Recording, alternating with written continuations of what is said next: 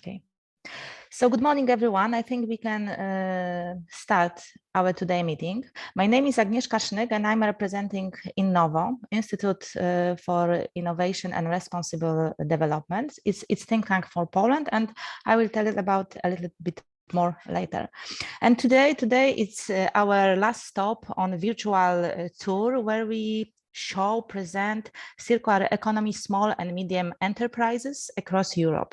And during this project, during this virtual trip, we try to focus on different sectors, and we try to find and show interesting case studies from SMEs which developed the circular sustainable solution.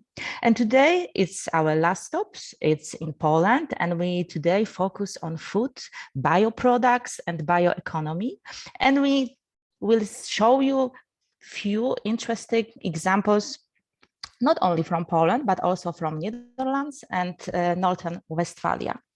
So our today meeting will be divided in few sections. On the beginning, we try to introduce to the topic and show you a little bit the complexity of circular bioeconomy. Then we will present you these interesting examples of the real practical solution, which should help transformation into more sustainable food system. And then we have a panel discussion when the startups and companies discuss how to really could scale up this solution. And it will be also the moment when you can take an active part in our discussion, because this meeting is organized in it's kind of open meeting session. So everyone can ask a question, a comment, and be part of the discussion. So before I start, maybe as a warming up, we prepare for you like a short opinion poll, when we would like to also know your opinion. So if you could, show the first questions, and please, give us an answer. Who, in your opinion, is the most responsible for a change into more sustainable food value chain? Is it policymakers? Is it food producers? And is it consumer? So Katrin, could you show this opinion poll? So now is the time for you to a little bit warm up, and it is one choice questions, and let me see who you think should be the most responsible for this change.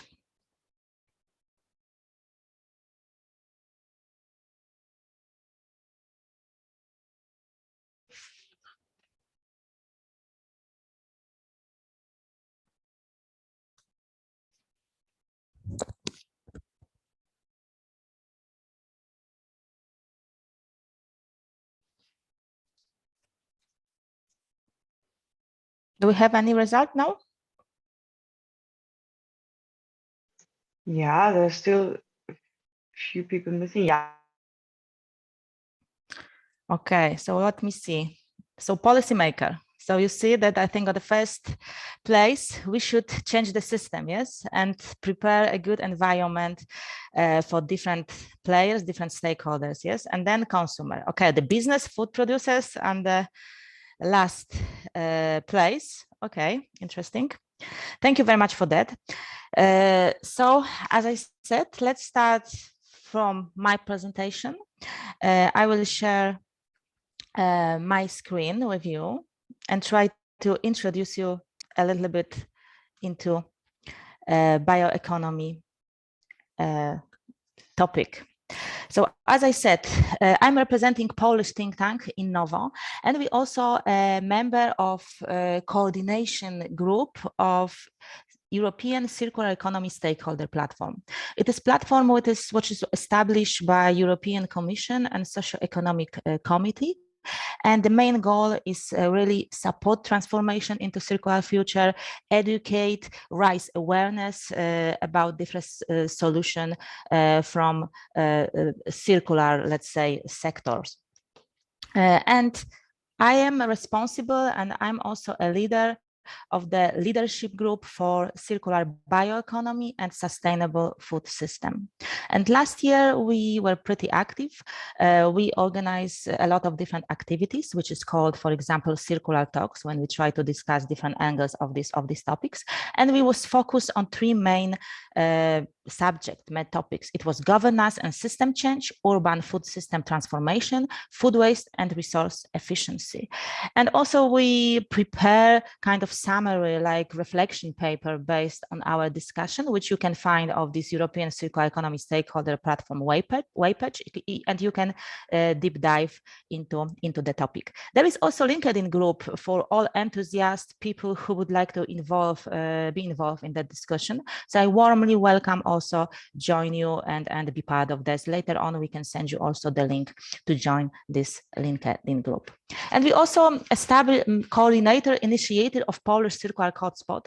It's also platform which try to gather different stakeholders from decision maker, business, academia, to really join forces to make this transformation, the circular transformation happen. And such hotspots are very active in different parts of Europe, in different parts of world. There is Holland Circular Hotspot, Nordic Circular Hotspot, and many, many more. And we all work together in kind of hotspot family and try to support each other and try to really organized common project and initiatives.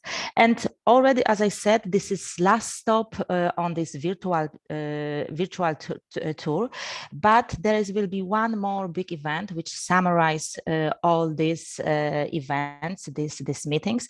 It will be Hotspot, like, you know, Hotspot in Northern Westphalia between 12 and 14 of September. So there will be study there will be big conference. So already I would like to invite you and welcome you to be part in person in this event.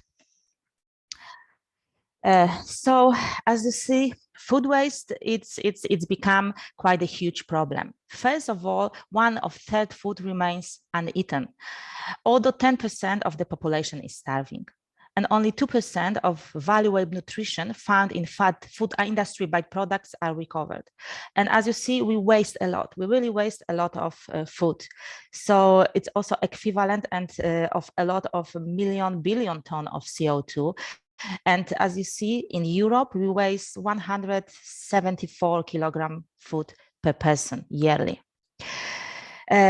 It is also estimated that for every dollar spent producing food, society spends twice as much, because about $2, in health, environmental, and economic costs. So the food sector, nutrition sector have really big environmental, social, and health footprint. And the total negative consequences of a result of current food production, as you see, it's around 5.7 trillion annually, yearly. And this data, which I show you now, I think also hit me the most. I don't know, are you aware of that 74% of the world's food comes from only 12 plant species and 5 animal species. So looks about this biodiversity, how much impact it has on decreased biodiversity on our planet. And since the beginning of the 20th century, about 75% of plant genetic diversity has been lost. I think this numbers is really overwhelming, and this we have to really look carefully how we produce food and what we really eat. As we are in Poland we also waste a lot of food. Almost 5 million food is wasted, and you know, the most of them, because it's 60% of them, it's wasted in our households. So consumers just waste food, and I think this is the most difficult value chain to tackle, to change the habit and to really make an impact and influence. That's why I think the education is so much needed. But there is like a big, I don't know, big area, big field for change. And by sourcing renewable and locally grown food and minimizing waste production, cities could generate 2.7 trillion annually by 2050.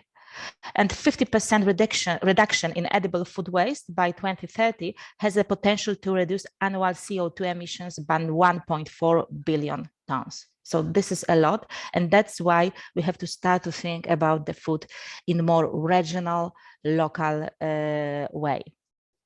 And also, I think now the great solution for that, and you know, the big field for development and if improvement, it's bioeconomy. And this word become more and more popular.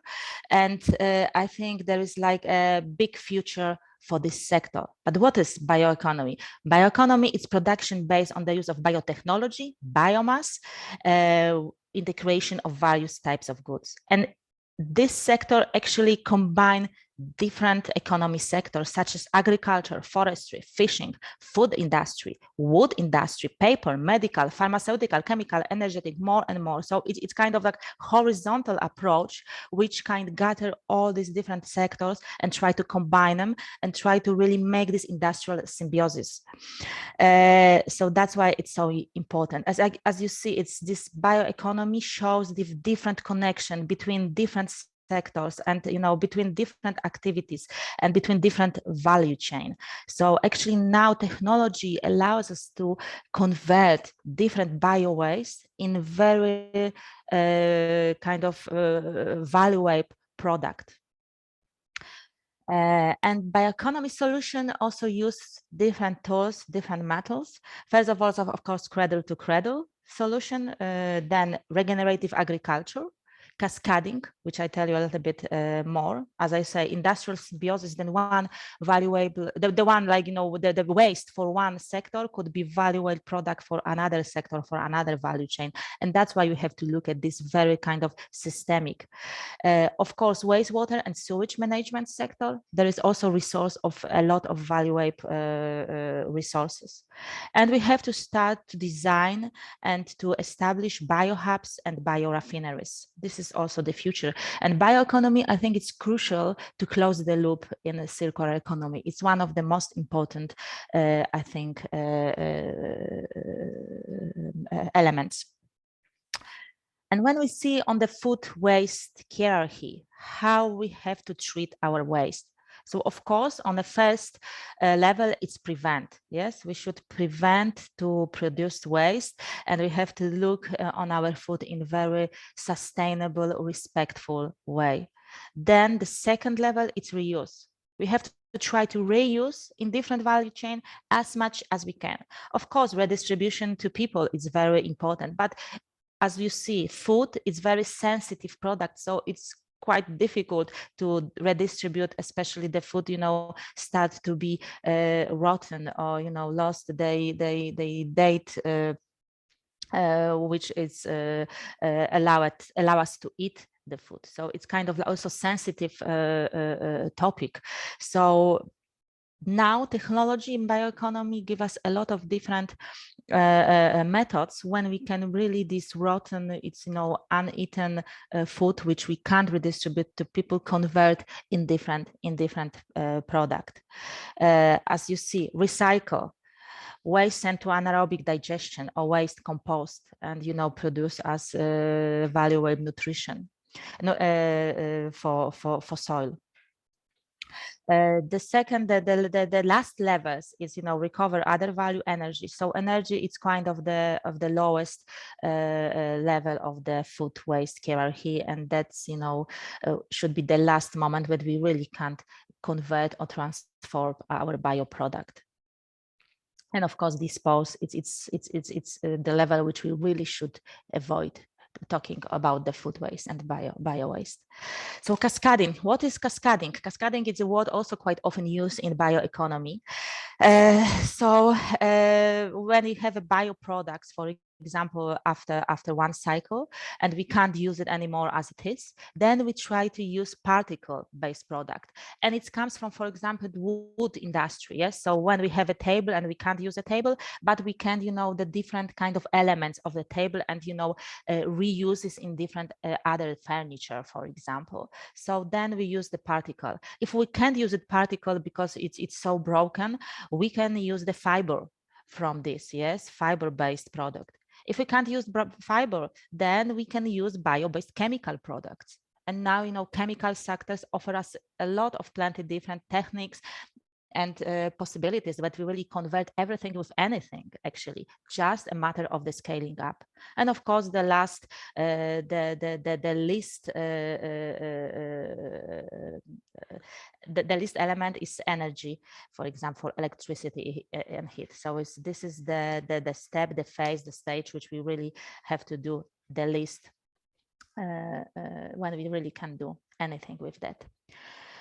And now I would like to give you a little bit few interesting case studies from different sectors, like you also to give you like the overview about it. First of all, there is this systemic approach, as you indicate, these policymakers should be the most responsible, and it's kind of the true, because they have to build for us this ecosystem when we can treat the food in more respectful way. So, for example, the Milan food policy, and also recommend you to go deep dive in this project, because it's a big project when they very comprehensive, which they really have different kind of tools which they use. So first of all, they have fiscal incentive, waste tax reduction. This waste tax reduction, it's really become more and more often in different municipalities, in different regional, where the companies which not waste food, you know, have some kind of, as you see, that tax reduction as well. They're organize and design some food waste hubs. So already they designed 3 food hubs which try to collect uneaten food and redistribute it in a different way.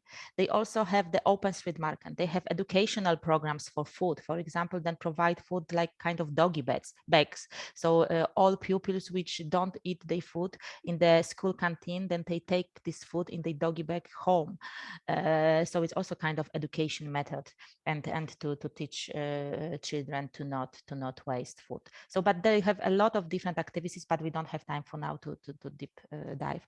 As I said, industrial symbiosis. I'm not sure, do you know that only 5 plants like banana tree, pineapple, linen, canopy, and rice, and leftovers from these plants, after we collect food, there is like, you know, old banana tree, the leaves from pineapples. So only these 5 plants could be converted in the textile, and it's provide the textile for whole world that could fulfill demand for the clothes and the textile of the whole world. So we can only shift from, I don't know, the cotton production into this bio waste and convert them in this in the textile. And there is AgriLoop company, nice startup, who really try to do so. But we also can produce textile from the used orange peels, from the casein from milk. This could be all the resource which could be converted into the textile sector. So that you can see this industrial symbiosis when we combine two sectors, food sector and textile sector. This is mycelium which also could be converted in some kind of material which is similar to the leather, and it could be used in this textile sector. Coffee grounds, we will also talk later a little bit more about the coffee grounds. It's also like the used coffee grounds. You know how much coffee we drink every day and how much, you know, coffee grounds is wasted then, yes? But then it could be converted also in different sector. Energy, it could be in pharma sector, it could be in cosmetic sectors. You'll be also like the fungi, which you will find out later, because there is one startup, one company which also use this product. And one more example is Blend Hub, the company which offers food as a service. Food as a service, so they offer you the kind of remote manufacturers and recipes and marketing that you can produce lyophilization food in different part of the world. For example, there is a lot of, I don't know, avocado leftovers, or a lot of, you know, pineapples leftovers, which is rotten, which is not proper to sell as a fresh. Then you can convert it in very I don't know, protein full food, which could be used, you know, in many different occasions. And as they said, you can buy it. It's kind of subscription mode, as a service mode. So there you provide everything, and you can build this small manufacturer at any place of the world and start to provide such I don't know, that bioproduct drinks, for example. And vertical farming, yes, as we said, we a little bit run out of land at the moment. So there is now a new movement, the ocean farming, where which takes, which cover much less area than normal land farm and produce a lot of more protein, food products, and also they capture a lot of CO2. So it's also win-win situation, and it's grow in horizontal way. So it's become more and more popular, and our also dietary shift, it could be a move on this more sea-based product grown in vertical way. And one of the last examples, purple phototrophic bacteria, these beautiful creatures, they actually can convert 100% of our water waste into different value-added product. It could be as well like nitrogen, it could be like animal feeds, it could be bioplastics. So actually in normal condition, when we try to clean or adjust our wastewater, we can only now recover it in 50%. This bacteria, this purple bacteria can do it in 100%, and it could be transformed in a different manner. Product and sources of materials, and there is actually two biorefineries in Europe which really test now use of this bacteria. So that's a little bit a nutshell about the circular economy. As you see, there is great potential. There is big complexity, and a lot of possibility opportunities, and each of value loss in a bioproduct, it's opportunity for a new business. And as you see, some of the companies already take this opportunity and start to base their business on that. And at the end, I want to also welcome you to the Circular Week, which will take part in October, 3rd to 9th of October, when we put the economy in circular motion. And for a whole week, we will talk about the different aspects of circular economy. So already, please join us, more than welcome. So thank you very much. That's from my side. So now I would like to introduce the second keynote speech, Food in a Circular Economy, which will be presented by Beate Kolkman. She's project manager, Sear Quality, OWL, and S3 Food, quite difficult name, and Sabine Hoffel, project manager for Aqua Combine and Pro Hand. It is kind of food processing initiative, but I think the ladies will introduce you into more details. So Beat and Sabine, please, the floor is yours now. Yeah, okay, thank you.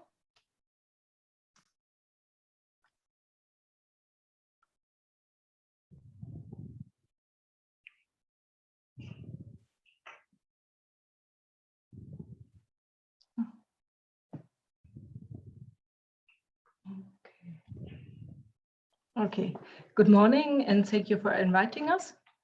You see my presentation? Okay, thanks. Today we would like to present you a short impulse about some project activities on the topic of sustainability and circularity. First, a few key points about me and my colleague Sabine. We are both food technologists and working for the Food Processing Initiative, short FPI, since 1999, and leading innovation and cooperation projects on a national and international level. So, the FPI was initiated by the North Rhine-Westphalia Ministry of Economic in 1996. And the association was founded in the end of November 2000. And currently the association has 115 members from the food value chain. Main objectives of the cluster organization are the facilitation and implementation of innovations and new solutions in the food sector, and creation of strategy alliances and cooperation projects, and the establishment of regional, national, and international level. So, The main areas of activity are identifying fields of innovation together with the food industry and research, setting up and moderating expert networks, and facilitating the technology transfer and monitoring best practice cooperations.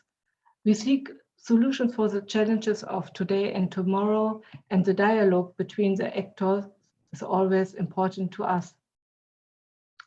Our topics are as diverse as the food industry. The relevant topics of the food industry are from quality to sustainable and digital processes and technologies to personnel, intersections and connections included.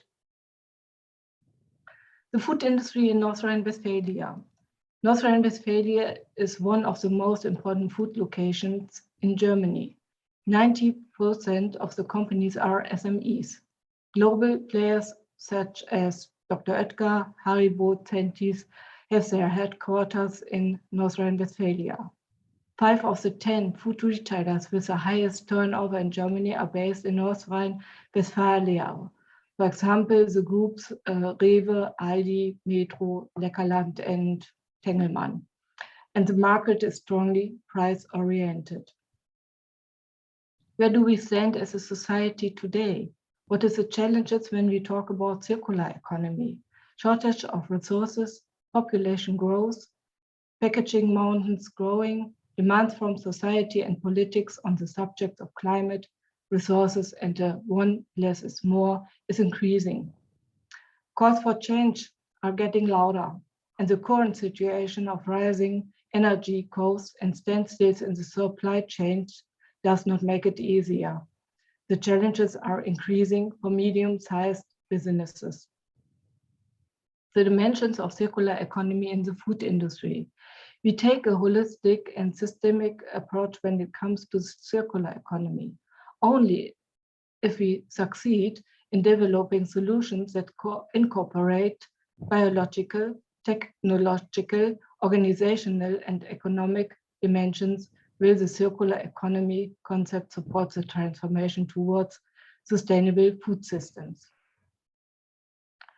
Packaging is one of the big topics. We look at the whole value chain. Thus also the machinery and equipment, cleaning solutions for circular economy, as well as the side streams and residual materials that can become valuable raw materials.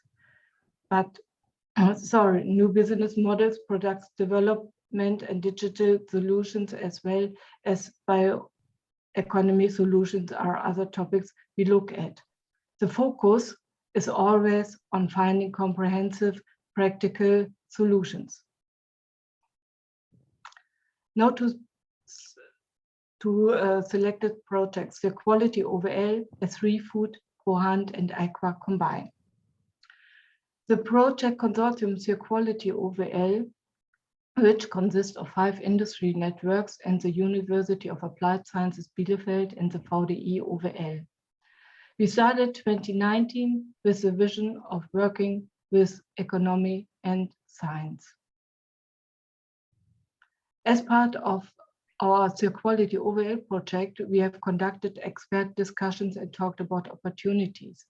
In short, opportunities of an added value. Without an opportunity, no company will dedicate itself to circular value creation in the enterprise. Here are a few points from the SWOT. Regulations, laws, and standards unsettle and make circular business more difficult. Low awareness of the topics of circular economy, but also qualification of employees is often missing. Digitalization supports the process. Companies that do not develop in the direction of circular economy today could lose customers. And companies are ready to evolve. The ecosystem, 3 dimensions of sustainability are planet, human, and prosperity. A sustainable and social ecosystem in which the individual areas support each other and from synergies is the goal. This means thinking in cycles, designing circular products, developing circular business models, and a responsible use of resources and fair production conditions. With this circular approach, we want to transform our ecosystem. Together with the University of Applied Sciences Bielefeld, we have developed a circular economy first check for the food industry. The check is an initial stock taking for the companies. After the interviews, the initial check is evaluated and further steps are coordinated with the companies. First projects have already been implemented with the companies, for example, student research projects and project proposals on the topic of sustainability. S3 Food Smart Sensor Systems for Food. It's a 3 years EU project started in 2019, and many applications have been submitted. Very exciting for us. A project example of how sustainability and resource efficiency can work in the baking sector is a project of the companies Food Tracks and the bakery Grimphofe. Software optimizes the ordering process in the bakery branch. The result is a reduction in surplus, and returns have been optimized and significantly reduced. That's it from my side, and now I give up to my colleague Sabine. Yeah, good morning, everybody. Thanks, Beate, for handing over. I would like to present you 3 further examples. Pro Hand, sustainable production is one of a project that brings together science and business. In this special case is a craft business, and Pro Hand aims to design concepts for the implementation of new protein products in craft business like bakeries. And they look into protein products from leaves or from side streams. For examples, we designed a concept for together with a baker for a high protein bread with side stream from a protein milk. So this concept goes to other bakers and they can use it.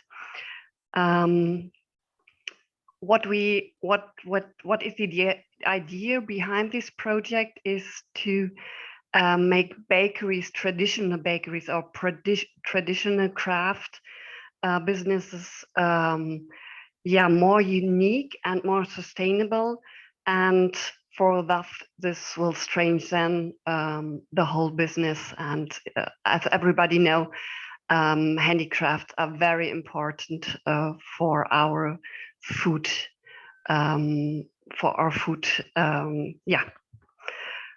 Please, the next slide, Beate. This is an idea from one of our members. Burkhard Voss normally was a traditional pig farmer, and a few years ago he starts to think what he else can do to be more sustainable, and he don't see a future for only being a pig farmer, and for that he trusted in a good old traditional crop like lupine, and use this as a protein source for food and feed. The seeds are going into food. He developed together with Hochschule Münster new products like falafel or lupine wheat flour and hummus. And the green fraction is going into the feed for his pigs. And this project becomes a success, and now he's a very happy farmer and also an inspiration for other farmers to look into future future ideas. Next slide, please, Beata. This is one of our biggest projects at the moment. Aqua Combine is going circular, and the Aqua Combine approach is going very, very deep in a circular industry, and it aims to create a new circular economy with a really sustainable crop like halophytes. These are salt-tolerant plants, and they are not only salt-tolerant, they are also very robust to weather extremes. And what is Aqua Combine doing? Aqua Combine take the whole plant, shred it, put it in its molecular structure, and look into its deep secrets. Then bring this to food and feed and cosmetics, and everything that remains from the plant is going into a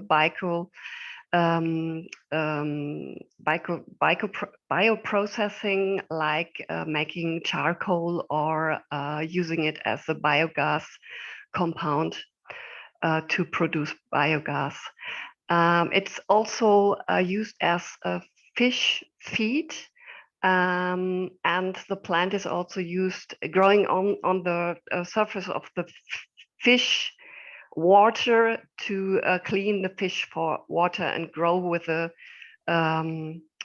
fertilizers of the fish.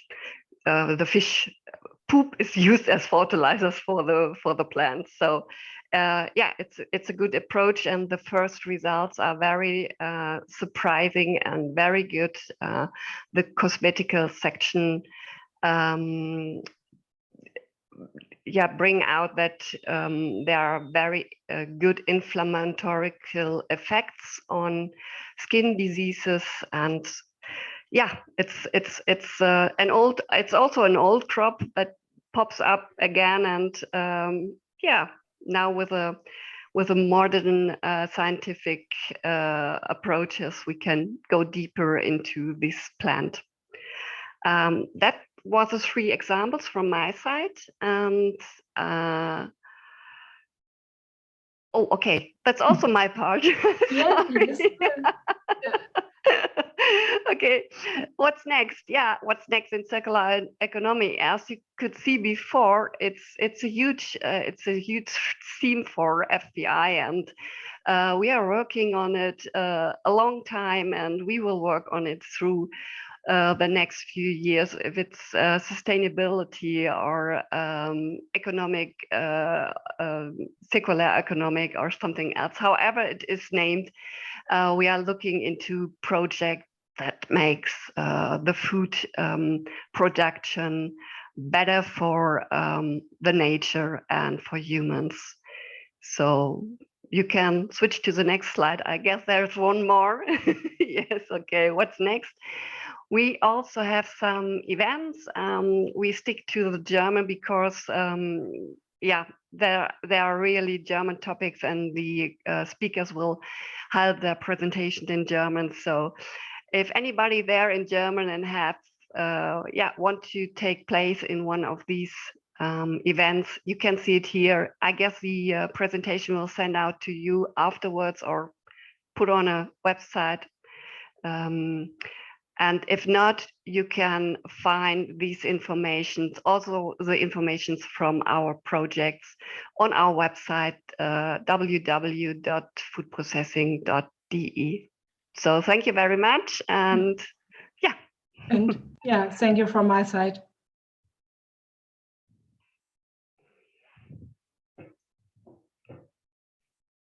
Thank you very much.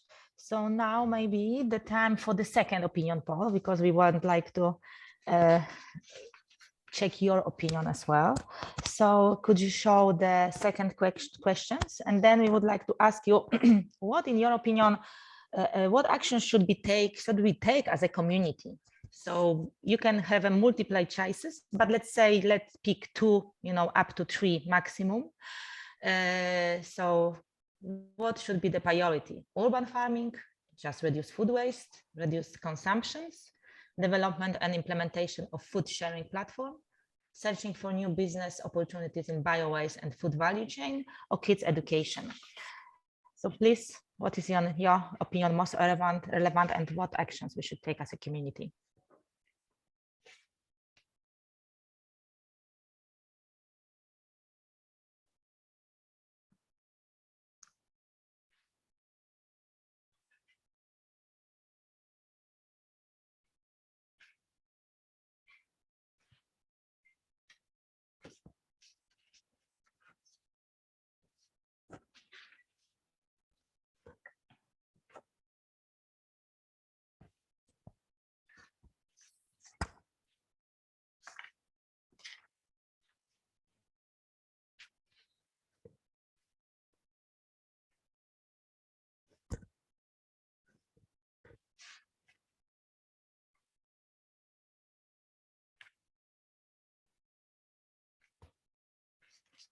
Okay, what we have.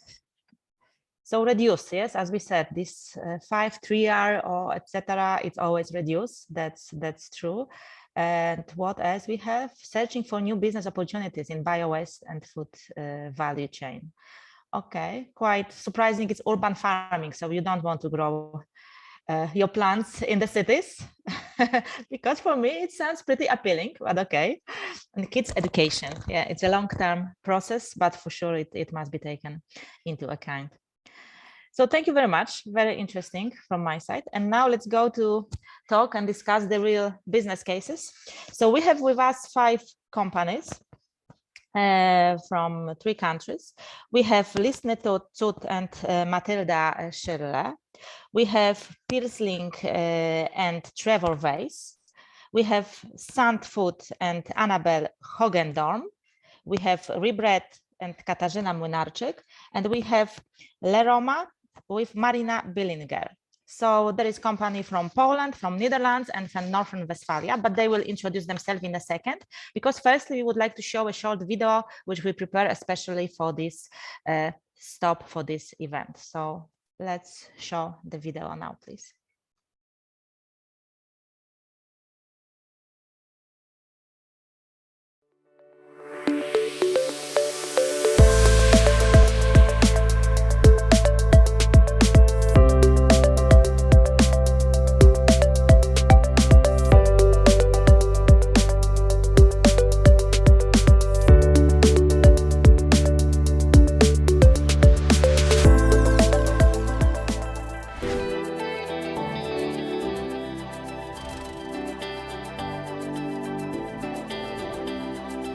Hello, I would like to tell you that 1/3 of food is wasted every year, although 10% of population is starving. And only 2% of valuable nutrition in the food industry byproduct are recovered. If the food will be a country, it will be 3rd source of greenhouse emission. That's why we have to treat our food and our bioproduct in very sustainable way and try to keep them in the loop as long as possible. Fortunately, there is a lot of very interesting, innovative solutions which find this niche and try to develop their business on bioproduct. And do you know that we can produce leather from the apples? Do you know that bananas or milk could be valuable resources for the textile production? And what we can do with bread? With bread, we can produce beer, for example. And the last which I have here is a coffee. Coffee could be incorporated in many different products in cosmetics, energy, or pharma sector. We are part of the Enterprise Europe Network. It's the largest network for SMEs in the field of innovation and internationalization in Europe and beyond. Among others, we support companies from the food and nutrition sectors with matchmaking and technology transfer, focusing also on circular economy. In North Rhine-Westphalia, we cooperate very closely with regional stakeholders, among others with the Food Processing Initiative from Bielefeld, which is a cluster organization with over 20 years of experience in managing innovation projects in the food sector.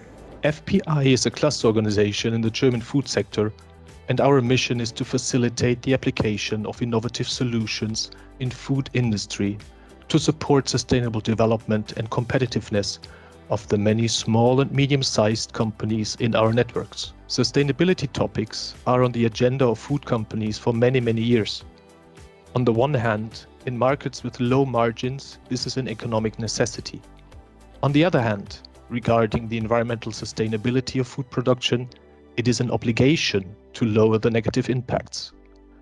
We as FPI were and are engaged in many projects that focus on an efficient use of resources, aiming to lower energy, water, or material usage.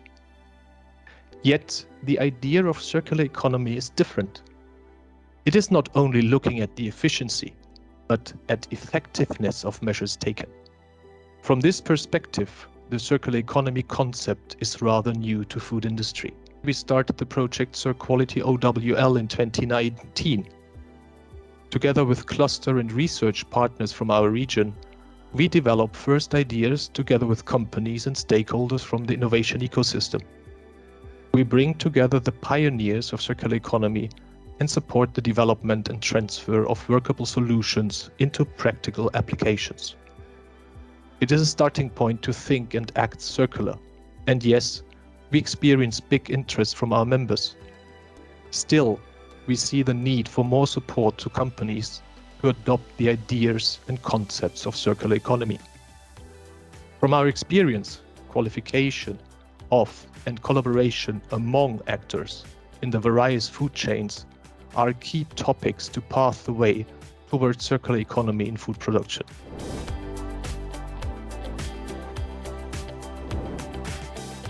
At Rebread, we upcycle leftover bread that the bakeries were unable to sell into healthy, delicious and sustainable products using fermentation technologies. It all started during the pandemic. Kasia and Bartek, co-founders of Rebread, own an artisan bakery. And at that time, their usual strategies when it came to unsold bread proved not feasible. They couldn't put it on the bistro menu because the restaurants were closed, and the farmer that used to collect it for the animal feed stopped coming. The first idea was to turn unsold bread into a craft distillate, and it was a great success. The product was awarded with several gold medals and got very positive reviews from industry experts. But instead of becoming producers of alcohol beverages, we got curious and started setting up a biotech lab and a test kitchen and some R&D partnerships with an intention to learn as much as possible about stale bread's properties and best ways to keep its value within the food system. At the moment, our portfolio contains several types of soft drinks, including bread bucha, that is a kombucha made of bread, and a probiotic drink, but also koji fermented umami seasoning, barbecue sauce, and we also bake new breads using the old one.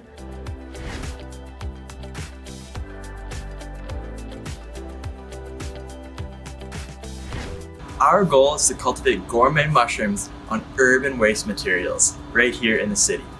I want to quickly show you something. Anyone who knows Cologne knows the Saturn building.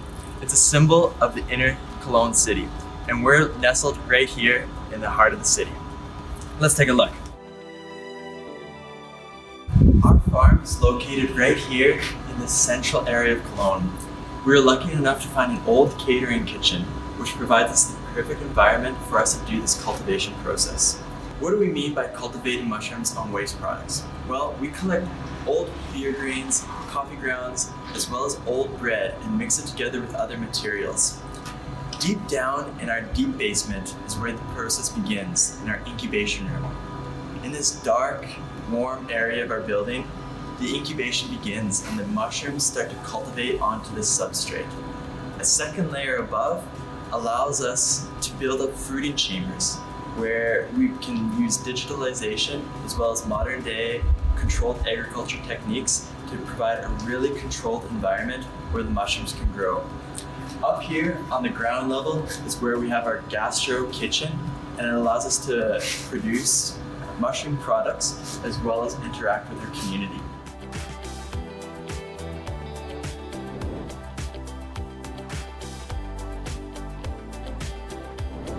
ZENIT is 100% set on challenging the current food industry to change for the better, and we do that with the most eaten and most wasted type of fruit, the iconic banana.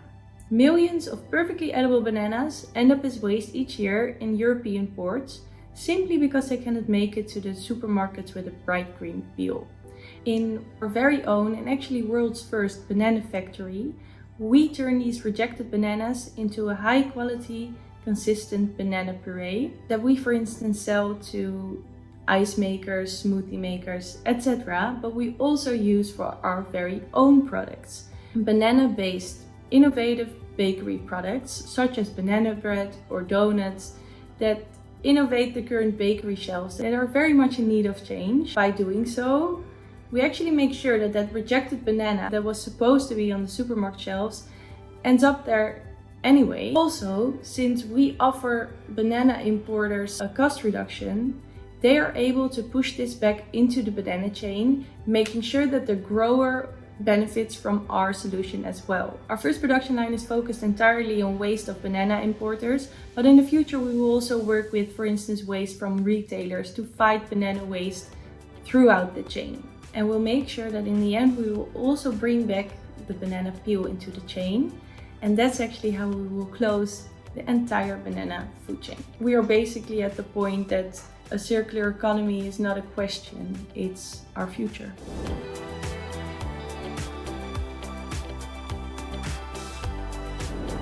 We all like to eat, and we were fed up with the fact that if you want to eat, for example, rocket, you have to produce at least two pieces of single-use plastic, because usually it is double packed. So we wanted to be able to eat fresh rocket entire year, local, sustainable, and without single-use plastic. We are operating for 2 years, and we are still often surprised how many solutions from circular economy are low-hanging fruits. They don't require any additional investments or hard work. They just require this intention to look for such solutions. For example, we, instead of buying new packaging to deliver our fresh products to individual clients, we are using cardboard packaging for vegetables that is usually trashed after one use by big retail chains. Also, of course, sometimes we can see that circular economy solutions require some work, but often it's really not so demanding. So that's why we believe that this is the future.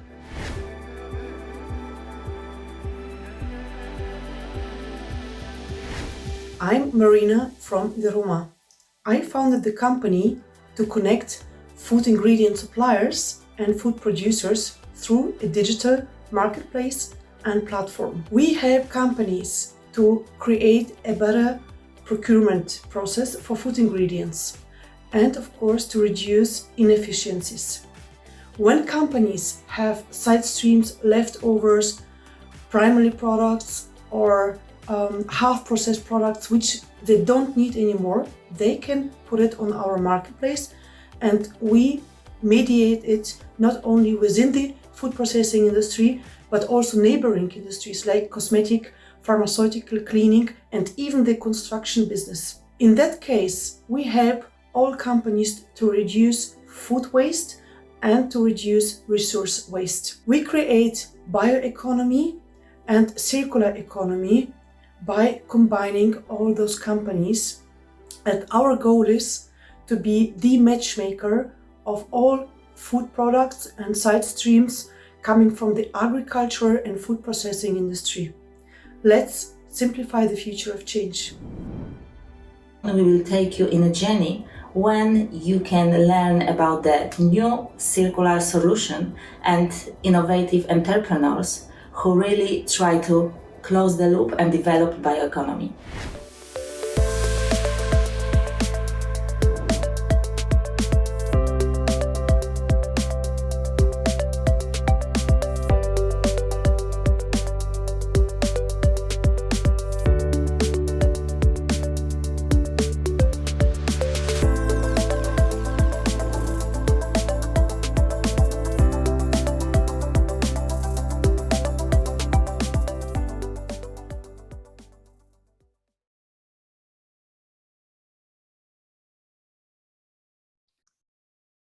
Thank you very much for this video. So now we go to present the companies and for the panel discussion.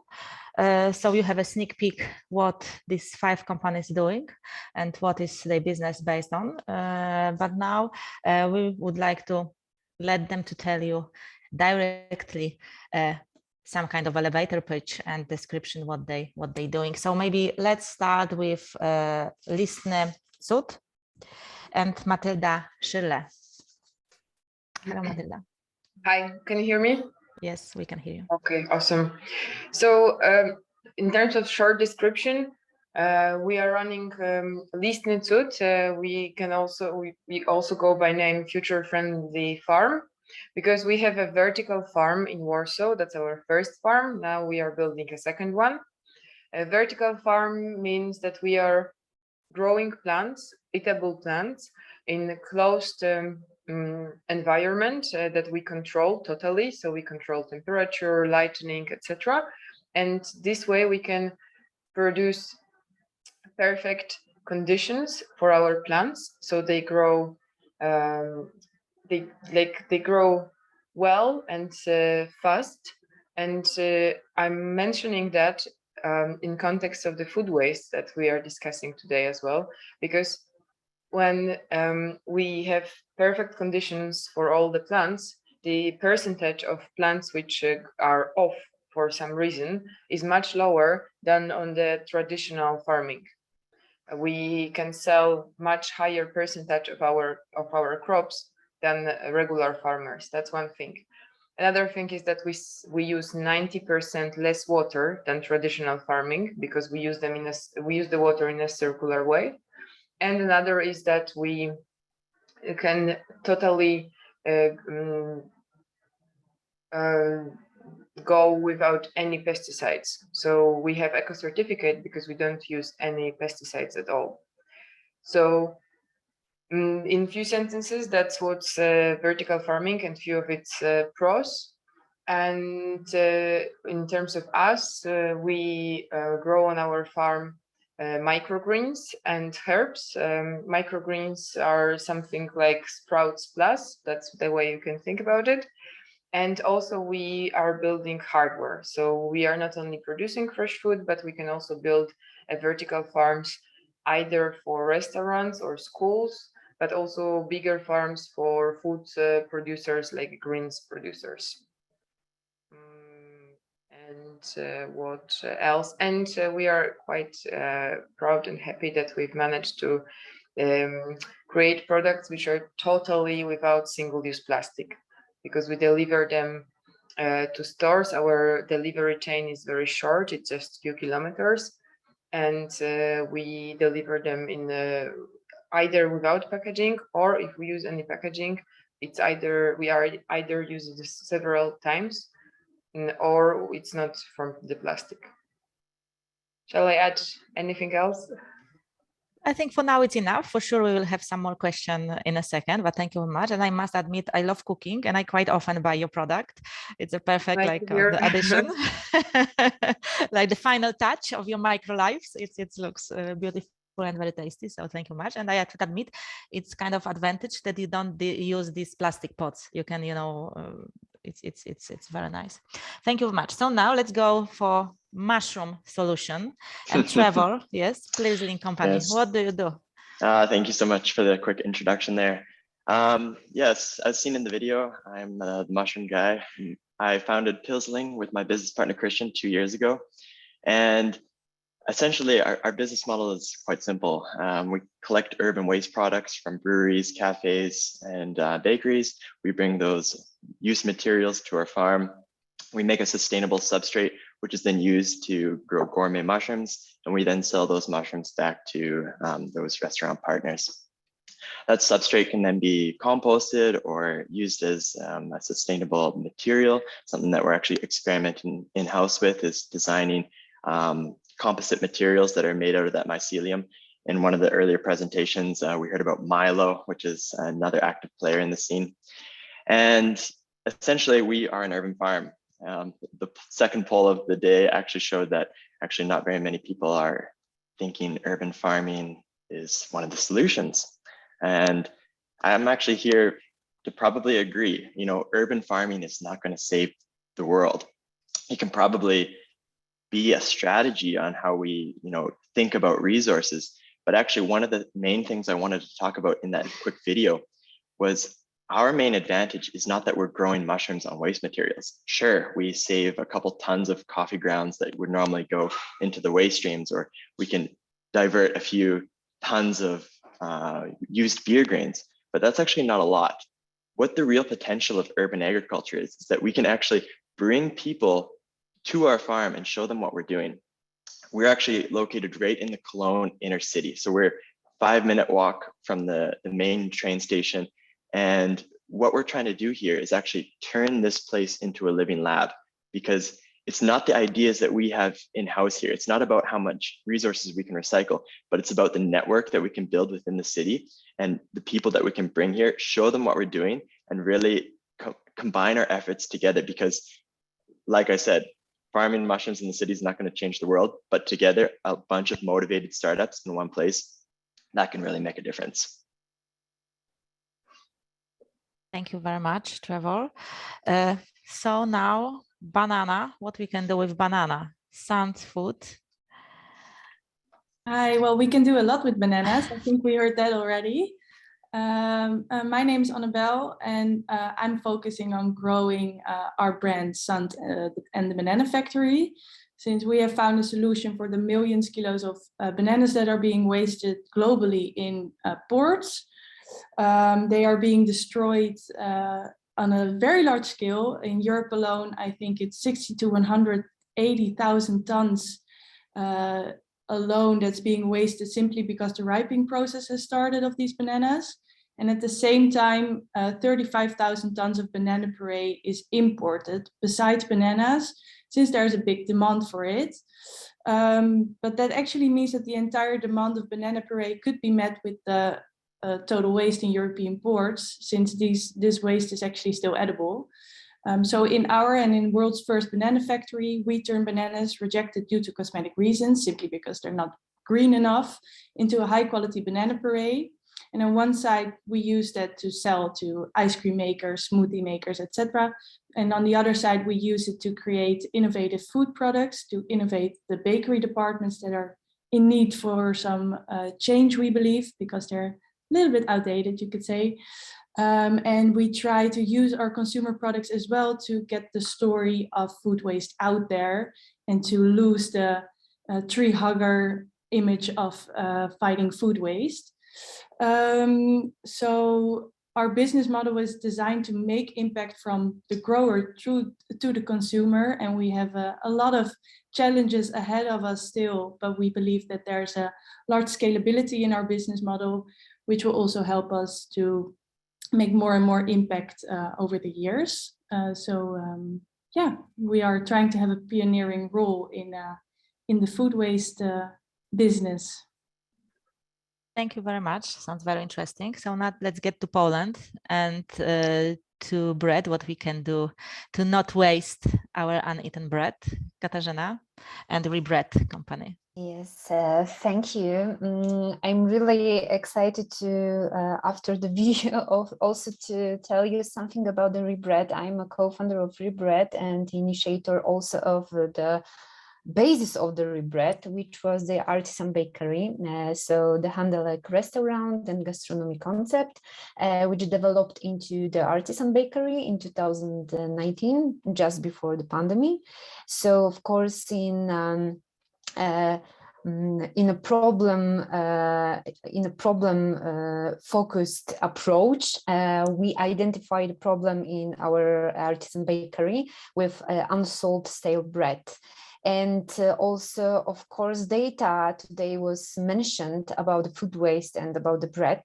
And maybe you know that the problem is enormous, not only in Poland. In Poland, there's 2 million tons of bread are wasted annually. When it comes to artisan bakery or maybe more industrial bakery, it can be 1 ton per day. So it's an enormous problem, and by identifying it in our artisan bakery, we started to work with other bakeries, we started to find out about the different directions of the products and services that we can really save the value of the bread. And the first one was building a circular network around the rebread. So adding the partners, organizations, local producers, but also customers to co-create the solutions about the bread waste in local communities. But the potential of rebread is scaling, because we know that this problem is the same or even more in other countries in Europe.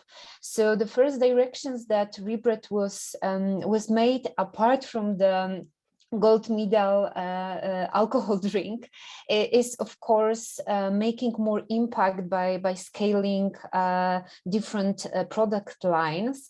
The first one is probiotic drinks, and we had already product under the commercialization is a Kvass drink. It's a new brand. It's something between kombucha and the bread Kvass, but it's really tasty. In all of this, our 7 product lines, which are also groceries, koji use to make alternative, for example, alternative meat products, also 3D printing, which is very exciting, that the bread can be a raw material for many things, and know-how model which we want to monetize and open source for other bakeries all over the world. In all of them, we are using our research models, or research like skills and abilities, and we work with different knowledge partners.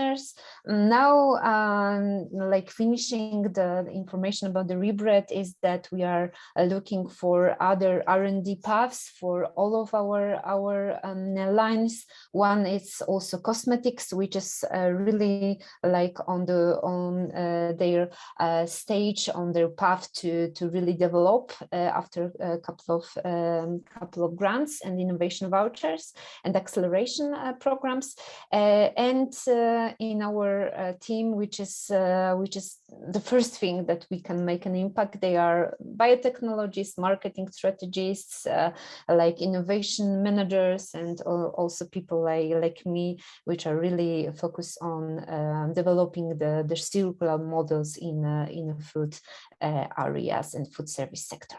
Thank you. Thank you very much. Sounds exciting. So now the last but not least, I think the systemic approach, the platform we try combine you all and give you a tool. So please, Marlina. Hi, thank you. Yeah, so we are the digital matchmaker to help all of the innovative, great startups I need today, and I'm looking for an exchange in the future.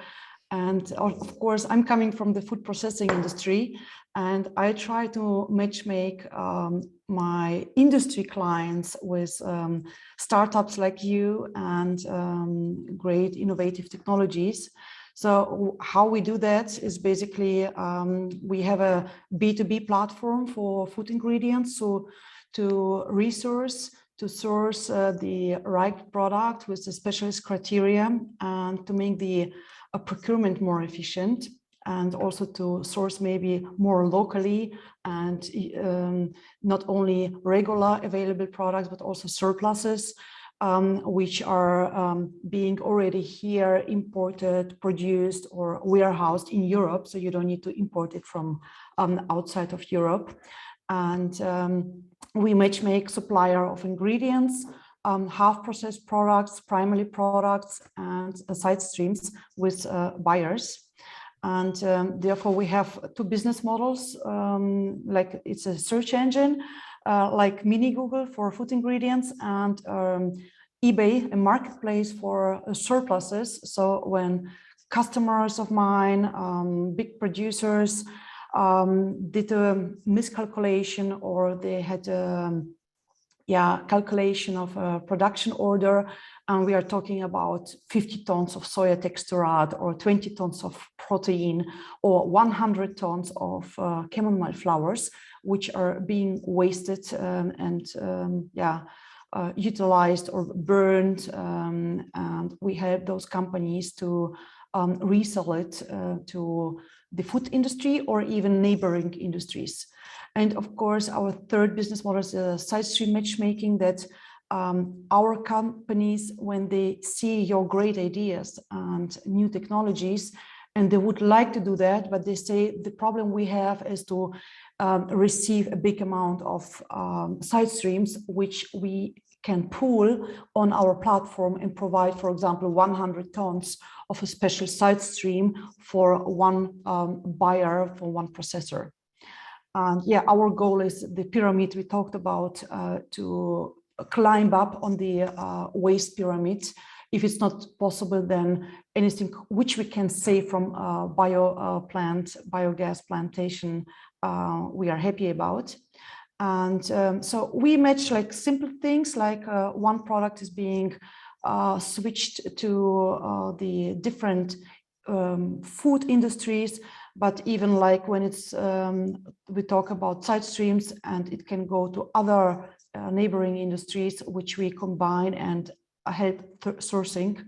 And also, like we talked about coffee streams, this is one of our examples that we transferred 15 tons of too dark roasted coffee to from Netherlands to a cosmetic producer in Lithuania, and it's within Europe, and we save those ingredients being used as a scrub, and it's a great substitute for microplastics.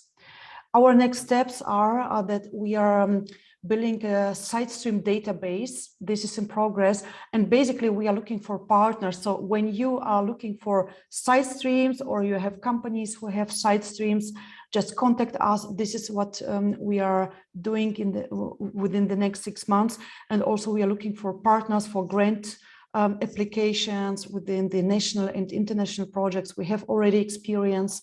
We have grant funding from the Horizon Europe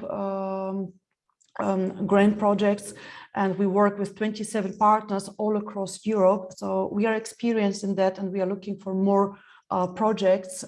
Maybe we can do some project together.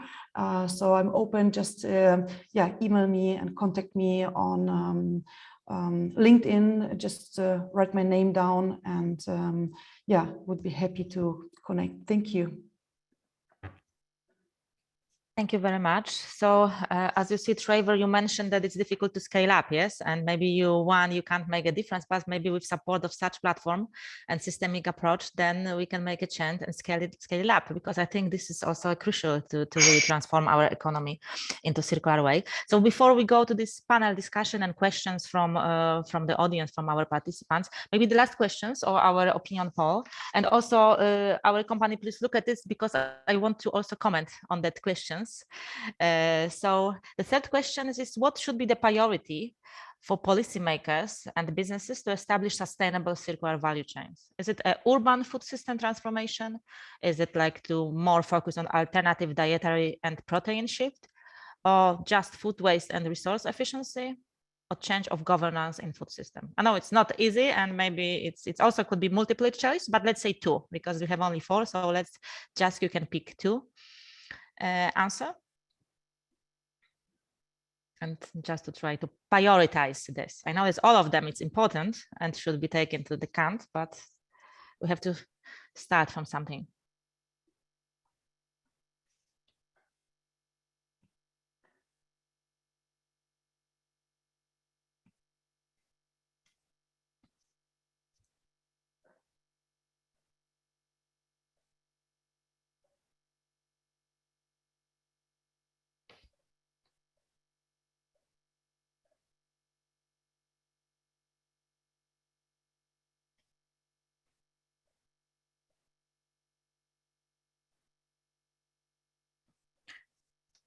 Okay, so food waste and resource efficiency and change of governance in food system. So the question now for our companies, entrepreneurs, from your perspective, from your business perspective, what could be the priority actually to help you to develop your business? Can you share your thoughts on that?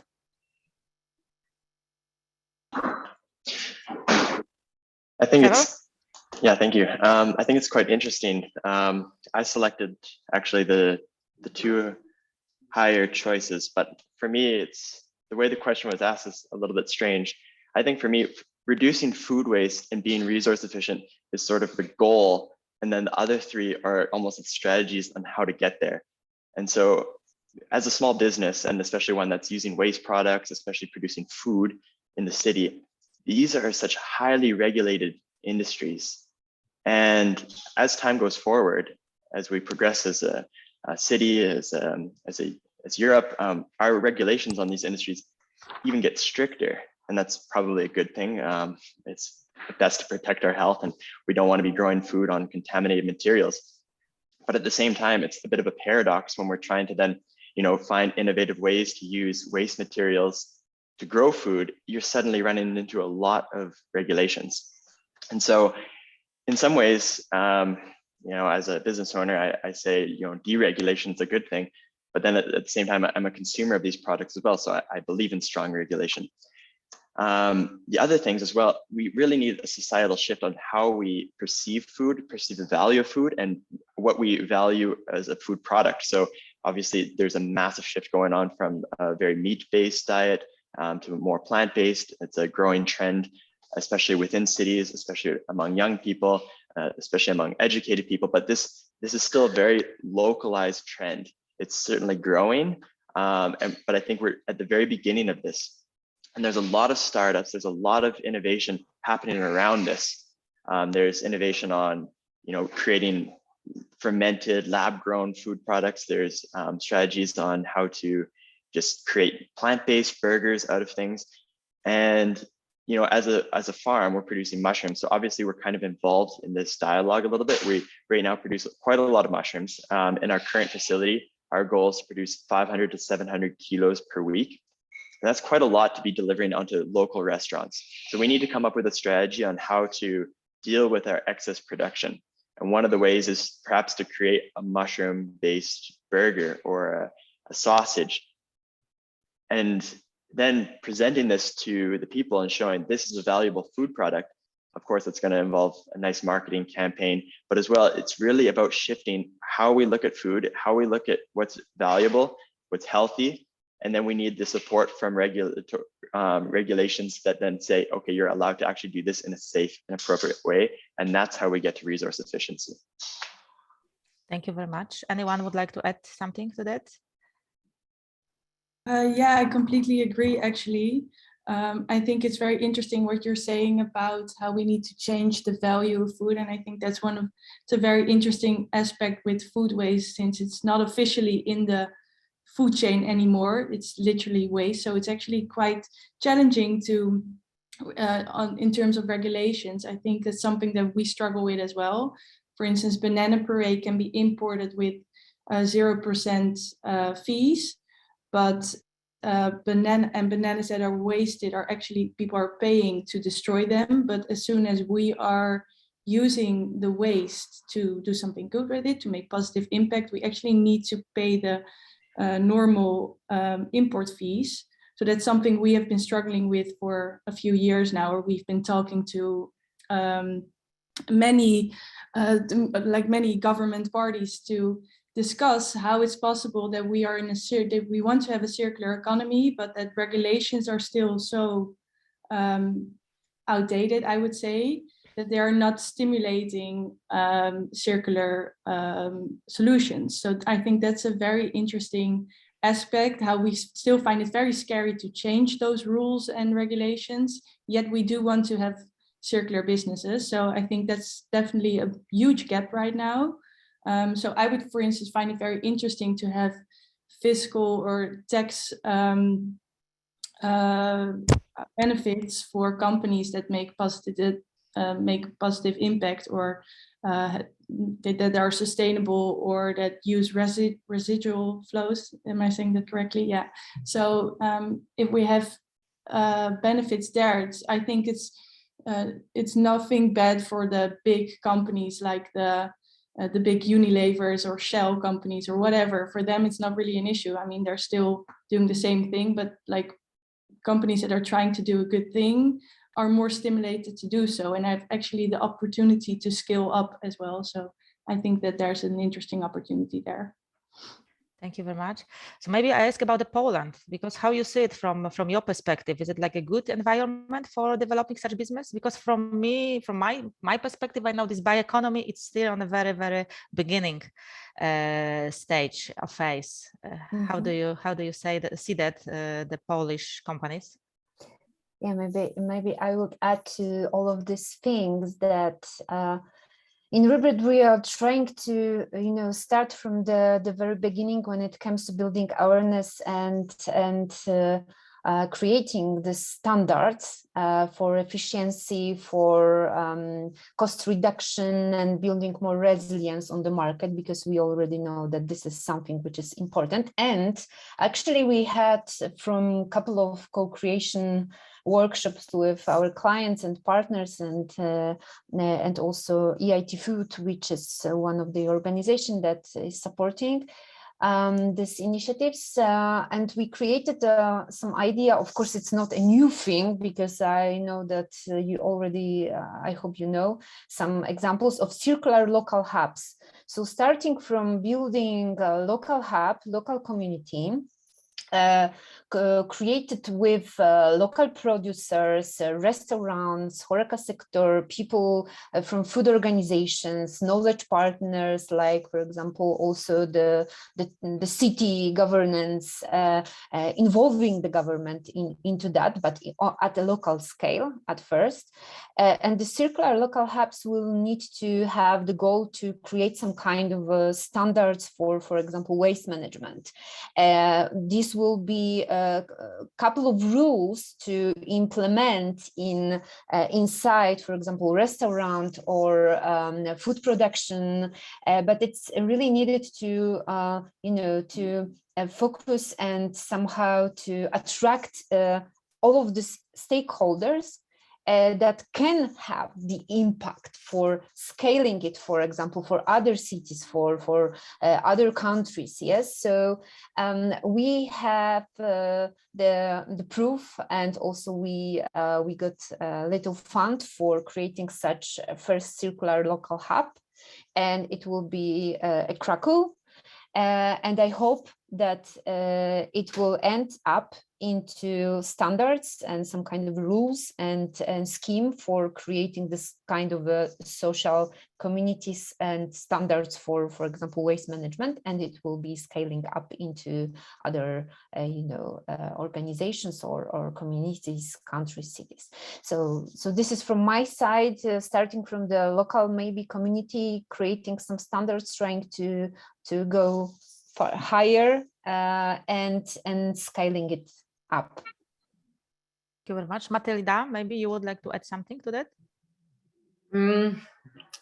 Our perspective is slightly different, because we operate more in this at this part of the food value chain where we produce, rather than manage the food waste. So for us, it is, for example, about competing with companies which does not have additional costs because they work on being sustainable. So, for example, with this plastic packaging, yes, the cost of it is slightly or sometimes few times higher, comparing it with single-use plastic, the cost of what we are using. And this is on one hand our decision, and this is business decision, but at the same time, this is something we need to educate our clients about, and we need to convince them to pay this higher price. So in considering all that, I would say that governance support in terms of taxes, in terms of additional payments, would be super important, and I can see that in a lot of sectors. So I think one of the big examples is meat. Like, we usually don't know how much additional money meat producer, like traditional meat producer, receive from governments, from European Union. they get millions of Europe-wise for a lot of things, including even advertising. So for me, this is like a very stunning example that I'm pretty sure that if people like, and that by that I mean society, would know how much euro and zlotys goes into every piece of meat we are buying, they would be much more open for either reducing it or supporting also plant-based solutions with that. And I would say that this is similar. That's similar with our sector, with urban farming. We are not considered regular farmers yet. We are not considered agri-industry fully in terms of law, so we don't get any support additional from the government. And of course, when you are a small growing startup, this is not helping. Yeah, so to put it in one sentence, I'm not saying that we should get like a lot of additional money or additional support. My point is that I would like to make sure that what we the terms in which we operate are at least identical as the traditional operators, and this is not the case now.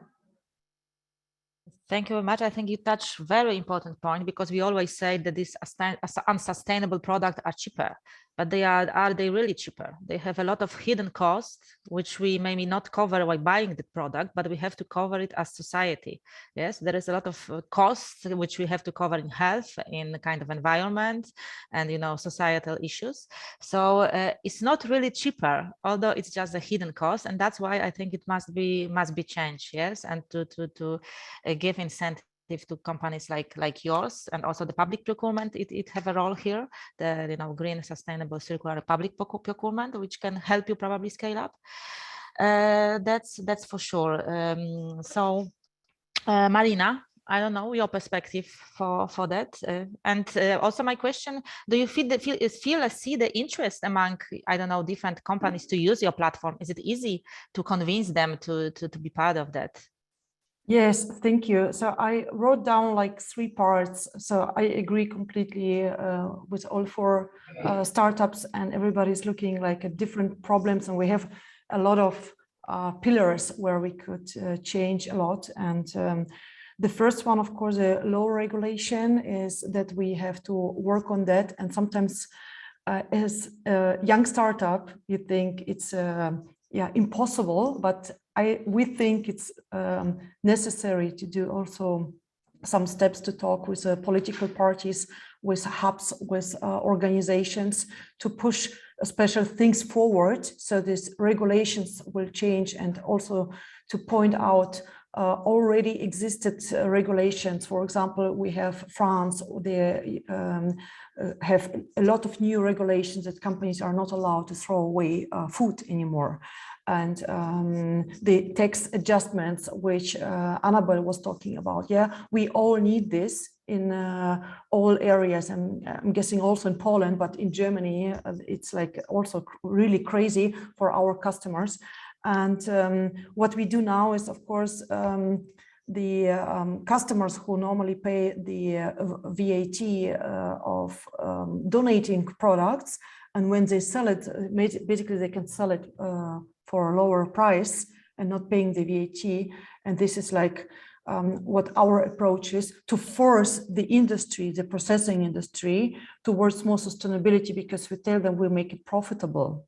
And this is like the point where they change, and they say, okay, we need to save money. We have from one part a commodity shortage, and the other part, the production costs are rising. So we need to see that we use the 30 years we used to throw away a certain amount of products during the production process. We don't do that anymore, and we try to give it further. And especially for us, as we are mediation platform, that we connect customers, from various industries and promise that we don't give it to the competitor, it's making it easier for customers to jump on. And I really liked what Matilda also said is the education part, and Trevor was mentioning it as well. The education part has to be everywhere along the supply chain. It's not only the end consumer who is like buying different products and making also like a pressure on the food producer. It's education everywhere. We have a lot of customers, food producers, they would like to be more sustainable and add circular economy to their processes, but they don't know how. So it's important, the job, what you're doing to exchange and to force them to try it. And so we have it at a higher scale and a higher amount of innovations and new technologies being used, and not just a small startup who is trying to be sustainable. So our goal is, and our vision is, that we force big companies to use all resources and to produce more sustainable in terms of nature and environment in a bigger scale, and change the completely structures. Thank you very much. So maybe now we ask the audience, the other participants of today's meeting, if any of you have any questions, maybe you want to dig deeper into any of this solution and ask about some particular issues which bring your interest, please raise your hand or write the question on the chat. It's up to you. So if any would like, or maybe comment something on that, share with your perspective.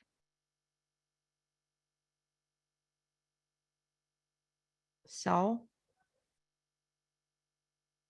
anyone? Yeah, for me, one question. First to you. Well, your keynote speech was very interesting about the bioeconomy approach. Well, my name is René Bijnen and I'm working for the region of North Brabant, which is a province in the south of the Netherlands. And I'm one of those policy makers there.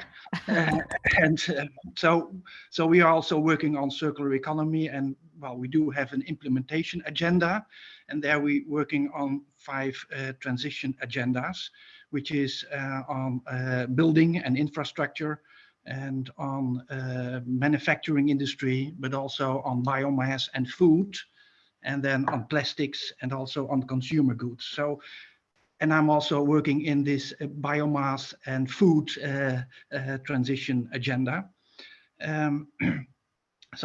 So there we have also, well, what we are doing is so interesting to make a connection with the building transition. And there we see also a need for, well, to get also bio-based products in the building industry. So my question to you is, while you were talking about the bioeconomy for textiles and into food, is also this building sector incorporated in the bioeconomy approach, and what should be the steps in that case?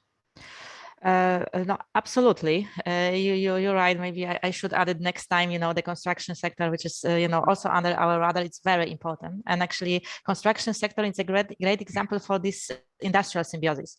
So there is also different solution when they produce, for example, bricks and different, construction material for this sector. What I can, for example, give you an example. I think the Schiphol, like the Dutch airport, have a great cooperation with EcoAlf company, which produce different interior furniture elements from biomass. So this EcoAlf company have an agreement with the farmers around a Schiphol airport, because the farmers can't grow it there, nothing, because due to the bird danger, etc. So they only can grow it grass.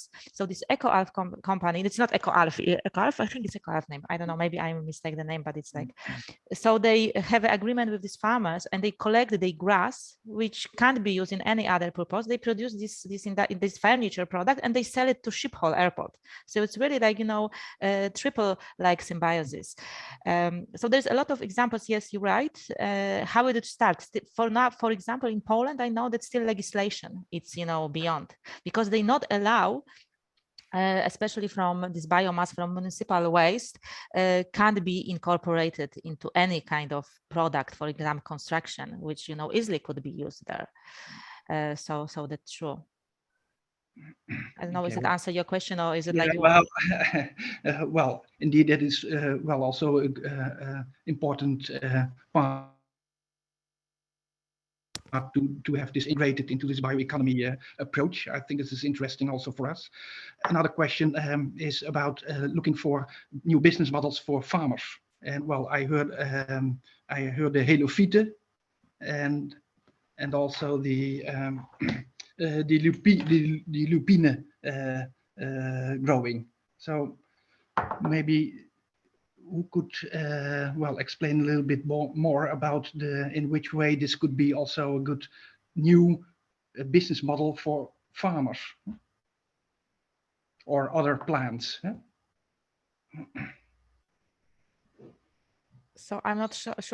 It's to Sabine, I think, to the second, yes, keynote speech. Yeah, question. Yeah, I have to switch on my mic. It's the battery is getting lower, and so I switch it off, and it turns a bit longer to unmute my mic. Yeah, for halophyte, halophyte is a plant species that's salt tolerant. We are working with Salicornia, Cryptum maritimum, and Aster. These are normally plants that growing on the coastline, and if you go through Netherlands at the northern sea coast, you can see in the summer these Cryptum maritimum. And what we do is that in the project that they pick these plants and look first if they can grow in aquaponic concepts. So if they need special treatment or if they can grow in aquaponic. And then they use these plants to use the fertilizer from the fish poop to grow them in a system. So they have built a circular system around this fish growing. Yeah. And this works pretty well, and they use the tips from the plant to feed the fish and look into the fish, and the health is getting better of the fish. This is one approach. The other is these plants have 80 centimeter long root, and they use the root to extrapolate, not extrapolate them, to extract special ingredients and use this in functional food and cosmetic industry. And everything that it's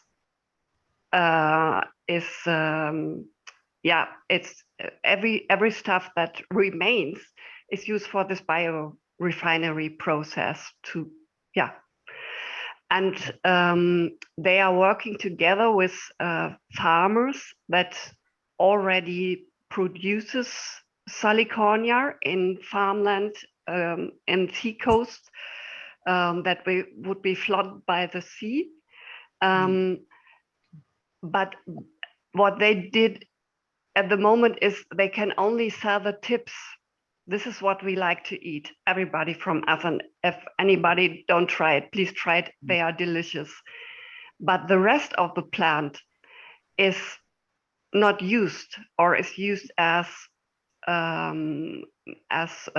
feed for not. It couldn't be used. Sorry, it couldn't be used because it's too salty.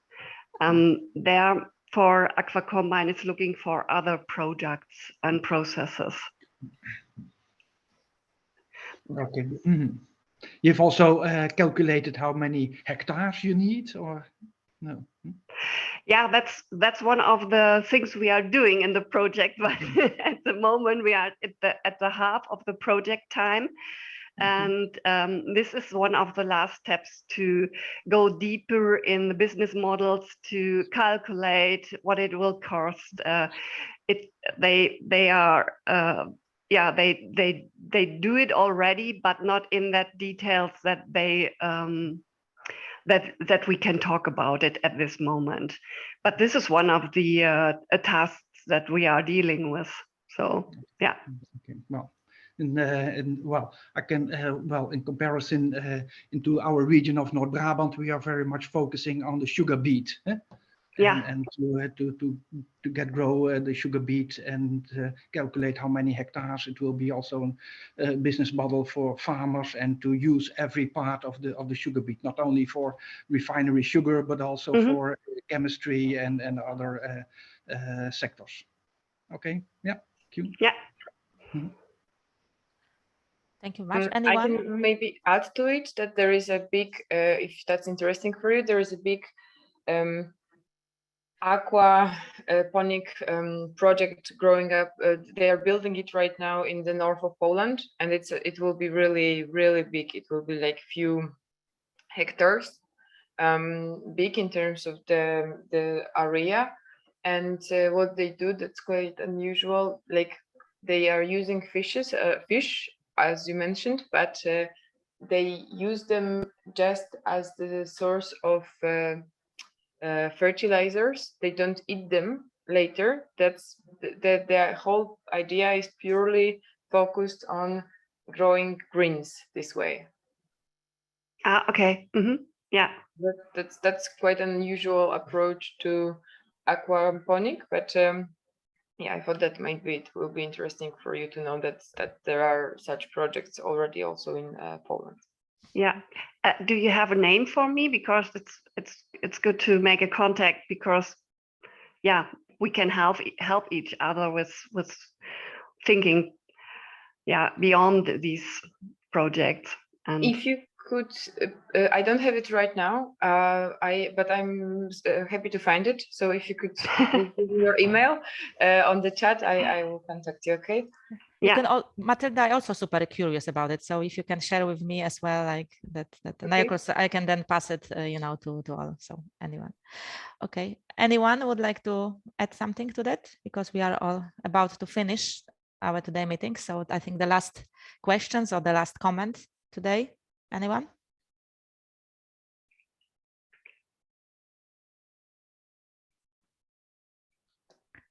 If not, I think we are just about a time that we're supposed to end our webinar. So thank you very much for these very interesting examples, and that we try to really show you the circular economy from this practical angle. And I wish you a lot of good luck and best wishes to develop and scale up your businesses. And as much as we can help, that we open to support, to help, and to be kind of the bridge or support with maybe decision makers or etc. whoever who can really make this ecosystem working better in your favor. So that's it from my side. I don't know if Greta or any of the main organizers would like to have the finish word to maybe just one word. I'm Agnieszka from ZENIT Center for Innovation and Technology Transfer in North Rhine-Westphalia. Just maybe a short remark on the platform, on the B2Match platform, which you used to register for this webinar.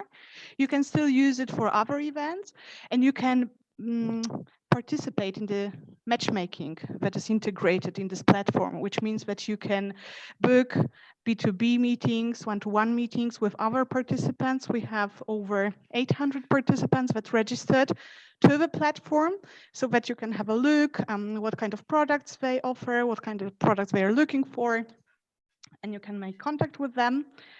There are also participants who haven't selected the matchmaking session, so we will be happy to support you to get in touch with them, because we are part of this European project Enterprise Europe network, and our main goal is to support businesses to scale up and to find partners abroad. So if you wish, we can help you to find partners in Europe and beyond. Thank you. Yeah, then maybe the very last words from me. And I think what's left to say is a big thank you to everyone, to both of you, Agnieszka, to well, organize and to moderate, and of course to all the speakers here from this extremely interesting companies that shared their business ideas and their thoughts on the circular economy with all of us. I found it a really interesting webinar, and yeah, I'm looking forward to seeing what happens to all of these ideas and how they develop in the future. Last words on from the administrative side, maybe. The video, the recording will be available on YouTube, and also the movie that we launched today, where all the companies introduce themselves, will be available on the B2Match platform, also with a link from YouTube, so you can revisit the webinar, have a look if you missed something, or also find the names and contacts of the companies that participated today in the video that will be made available. And well, see you all on the hotspot in Bottrop, I hope, in September. And big thanks from me. Have a nice day. Thank you very much. Bye-bye. Thank you. Bye-bye. Thanks, everyone. Bye. Bye-bye, everybody. Thank you. Thank you. Bye.